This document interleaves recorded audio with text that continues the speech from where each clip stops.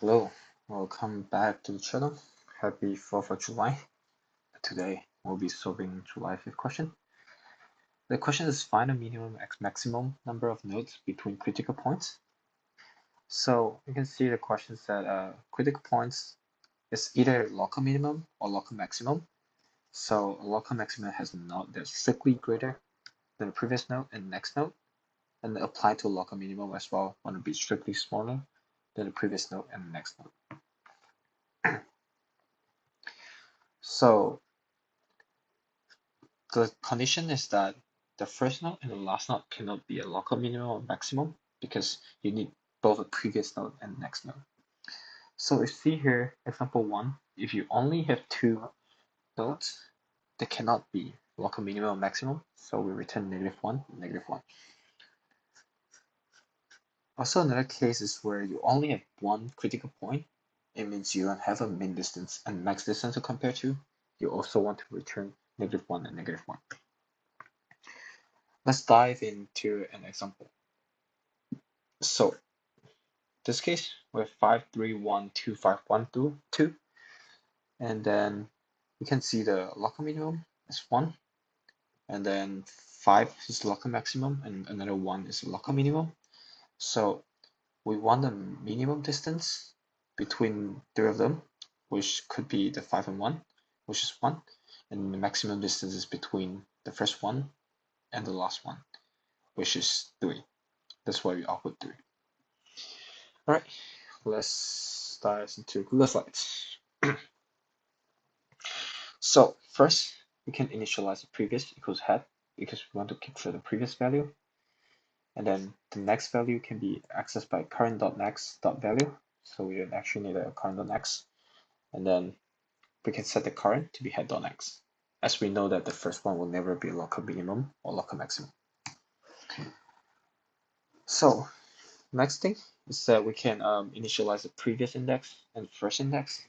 Which previous index, I'll think about that as previous critical point index, and the first index is the first critical point index. So when we have nothing, which current is not a local minimum or maximum, we move on to the next one. And then here we found a local minimum or maximum. So I will set previous critical point.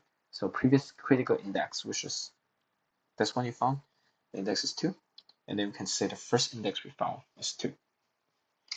And then we can move to the next critical point when we find one. So when we find the next critical point, we can update the mean distance to be the current index minus the previous critical index, which is 2. So now we get a minimum distance 4 minus 2, which is 2. And then we update the critical index. Right. And then we move on to the next one. We use the same logic. We find a critical point.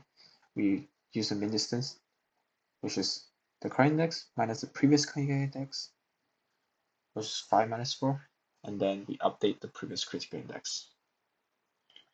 At last, we get out to the end where we don't have any more at current.max, and we can say that we can calculate the max distance by using the previous critical index, which is the last one you found, to minus the first index. And then at the end, we just return the result. Right, let's dive into code. So first of all, I will have a previous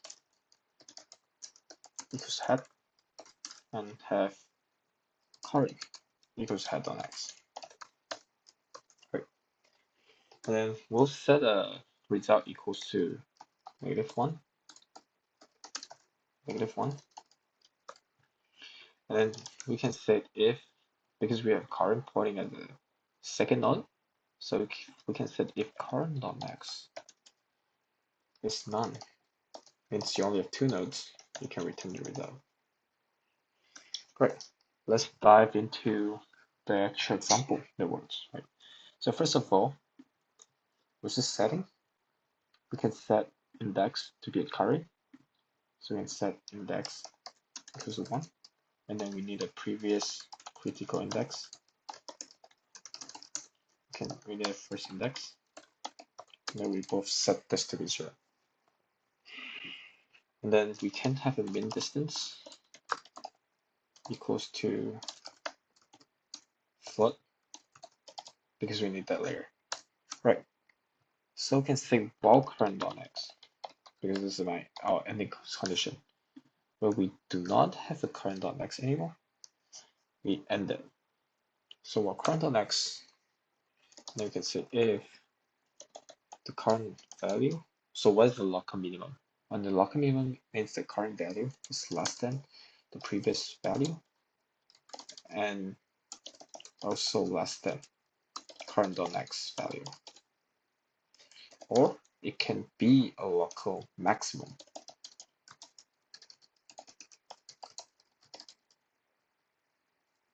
Then current.val is greater than the current.x value. So when this happened, let's say we found the first one, let's say 1. So if we do not have a previous critical point yet, we update the first index, because this is the first one we found, to be equal to the index, and then we update previous critical index to be equal to index 2. Else, so this means we are here the second time. Why is this important? It's because if we only have one index point, one critical point, we did not want to update the minimum distance. So if we have 2 or more, we get in here and then we can update the minimum distance to be either the minimum distance or the index minus the previous critical index.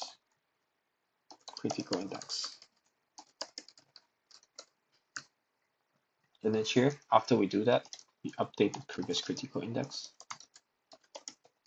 to be index. So when we're getting here, the general case, we also want to update the index by 1.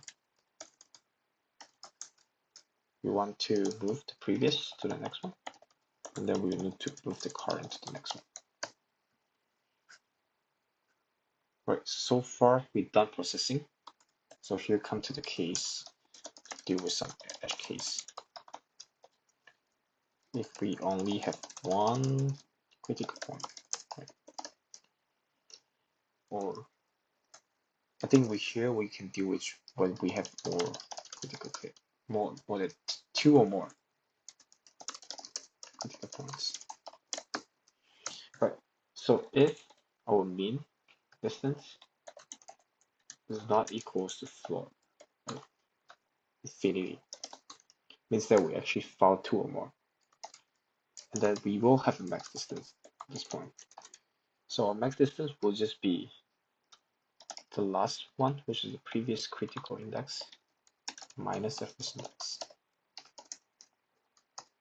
And then we can put it into the result.